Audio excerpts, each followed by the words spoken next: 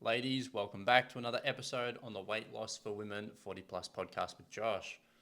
Let's dive in. Let's get cracking. So, we're talking mindset today. We've been talking a lot around tactical stuff like protein and walking, time, fitting it in, all that kind of stuff in the last kind of 20, 30 episodes. I feel like I haven't talked about mindset in a little while. Now, mindset, I don't mean the whole fucking, man, that's such a deep topic to go into. What we're specifically going to be talking about today is actually the resistance that's going to happen when you want to make the change. Now, nobody's going to see change without some sort of pushback from the self. If we really boiled it down to it, the reason that we are in the current state that we are right now is because a percentage of it feels really good. If you're eating shit food, drinking out a lot of alcohol, takeaway, maybe you're like smashing the snacks every day. The reason that we do that is because we want to do it. It's very simple. Like, you're not sitting there going, I'm a piece of shit, like I'm eating chocolate, like I'm a piece of shit, like this is why I'm eating it. You're eating it and then thinking, well, this is really good. Like, I like this food, I'm enjoying it, I'm looking forward to it. Now afterwards, you might feel like a bit of a piece of shit, like why did I do that? I'm trying to lose weight. Like a little bit of self-sabotage kicking in. And that's fine, that's normal, it happens. But if we really open this can of worms right up, the things that we're doing them because we want to. You're not going to be drinking a wine after work every evening because you weren't looking forward to it. You literally probably thought, man, can't wait to kind of relax, get home, chill out, have a wine, and just kind of de-stress from the day. Or it might be takeaway for you. You're like, you know what? I just really am really looking forward to some pad thai. Like, it tastes so good. There's going to be resistance from yourself when you're giving up the things that you like in order to see a change that you want to see in the future. And that is a shitty thing about weight loss. You don't get an immediate return on your investment. Whereas when you are indulging in foods and drink that you like, you do. You instantly feel better. Now, most of the time, working with thousands of clients over the last half a decade, we have seen that a lot of these cravings actually stem from something. It's not just like, because sometimes people are thinking, they're like, man, if I do some weight loss coaching or if I start trying to lose weight, I'm going to have so many problems trying to give up these things that I like.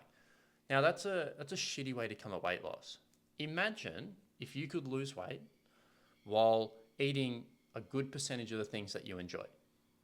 It'd probably be a lot easier.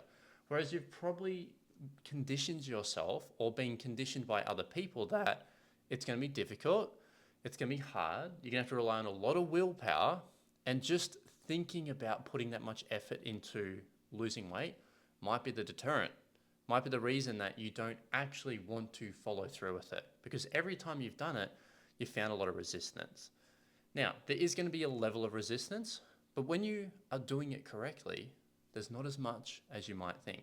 You can go through my Instagram and see a shitload of interviews I've done with our clients, and they've all said the same thing.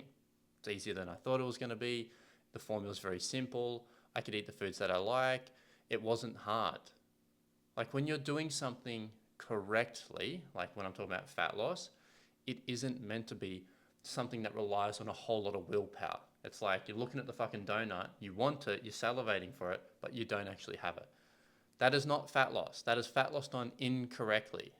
The reason that people have a lot of cravings for alcohol, sweets, takeaway, shitty food is because they're fucking up their day and the night before.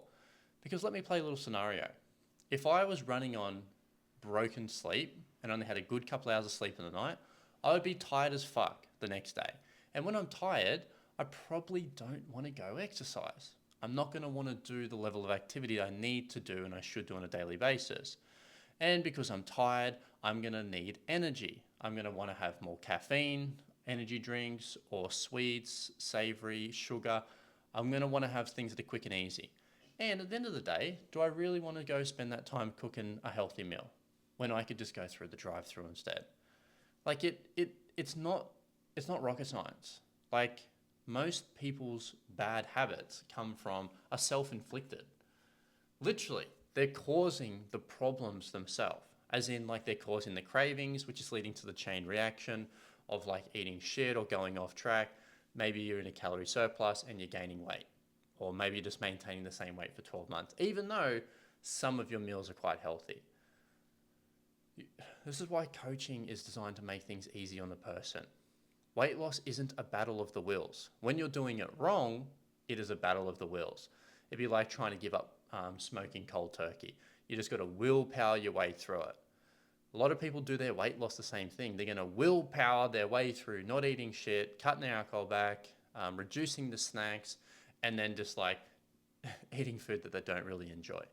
Maybe you're on like a no carb diet or low carb. Maybe you're just doing a lot of shakes. Like, what do you think is going to fucking happen when you're doing shit that you don't want to do?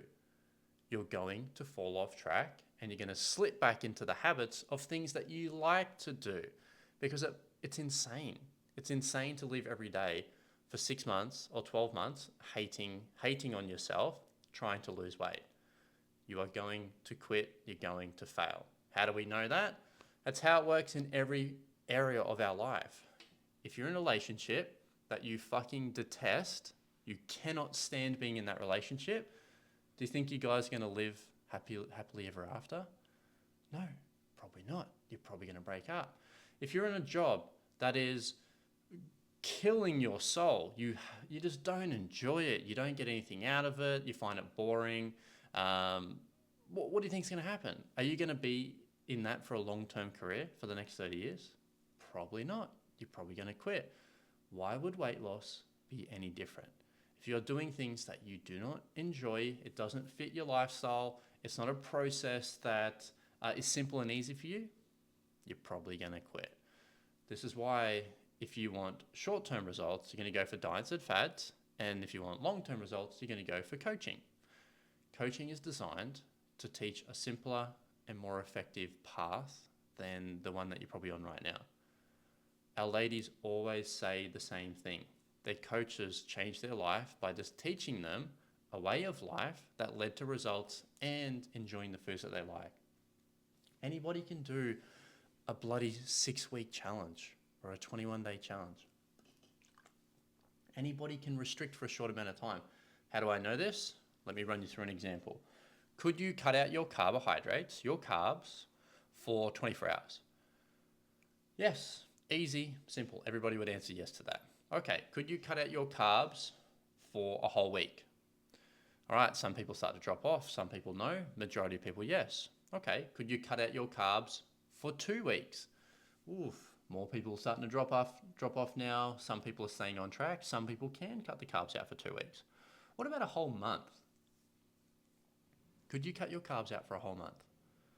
Well, now you're probably like, fuck, could I? That's pretty difficult. I've got a lot of weekends. I've got events. I don't know if I could do that. What about for 6 months? What about for a year? What about for 2 years? So anybody can do anything for a short amount of time, but it's not the short stints and the short-term strategies that are going to get you losing weight in the long term. Because what's going to happen, you're going to apply some sort of restriction. You're going to cut out big chunks of your normal everyday lifestyle. You're going to do it well for a short amount of time. You're going to see progress, but then you're going to get tired of it. You're going to get over it and you're going to quit on it. And then what's going to happen is you're going to fall back into the lifestyle that you enjoyed. Now, if you didn't change any of those habits for long term, you're going to slip right back into the environment and the habits that led to you putting on that weight in the first place. What do you think is going to happen with your results? They're not going to last. So we've temporarily paused our lifestyle that has caused the problems and the weight gain. We've adopted something new. We've tried it out. We saw some success. We couldn't do it long term. So then we've reverted back to our norm, which led to the weight gain in the first place. So now you're bouncing on and off diets and weight loss periods, losing and regaining the same weight. You're recycling the same 5, 10, 15, 20 kilograms. Every year, every 6 months, every 18 months, you're doing the same thing over and over and over again. Do you think that eventually is going to wear thin? Like when you're in your 20s and 30s, you can get away with that. Like, yeah, your body can just do it easily. But what about 40, 45 years old? What about this at 50? What about 55, 60 years old, 65 years old? Do you think you can keep getting away with that same cycle? Probably not. And this is why you do not see many obese 80-year-olds. They don't live very long. A lot of people that have struggled with their weight, struggled most of their life, particularly through the 40s, 50s, and 60s, and then eventually they just couldn't maintain those restrictive cycles. So they stopped doing them. So their lifestyle then reverted back to the problematic lifestyle, and then they just accepted their fate and stayed overweight. Health problems, reduced mobility, body image problems, they weren't happy. There's a lot of things that came with that. Or we can learn the skills to actually do this long term by having a lifestyle that you enjoy and it produces the result that you want. Or you can just go back to beating your head up against the wall and doing, 3, 6, 12-week cycles of losing and then stacking the weight back on. I know what I'd be choosing and I know what our clients choose. So if you're like, you need a little bit of help in this area, very simple. This is what our VIP transformation program is all about. There are over 300 women doing this program right across Australia, busy working women over the age of 40. So if you're like, look, maybe I need that little bit of coaching, I'm sick of this old process, jump on Instagram, Josh Humphreys, and send us a message. Now it'll come to me or the team, we'll ask you a few questions, we'll see if what we do will work for you. Just go, hey, look, listen to the podcast, I think I need a little bit of help. Or you can jump on the website, www.blissbodyu.com.au, fill out the application form halfway down the page, and again, fill it out and we'll see if we can help you, and then we'll reach out. Nice and simple. Potentially, it's time to make some changes and stop with the short-term nonsense. All right, ladies, lots of love, and I'm going to see you in the next one.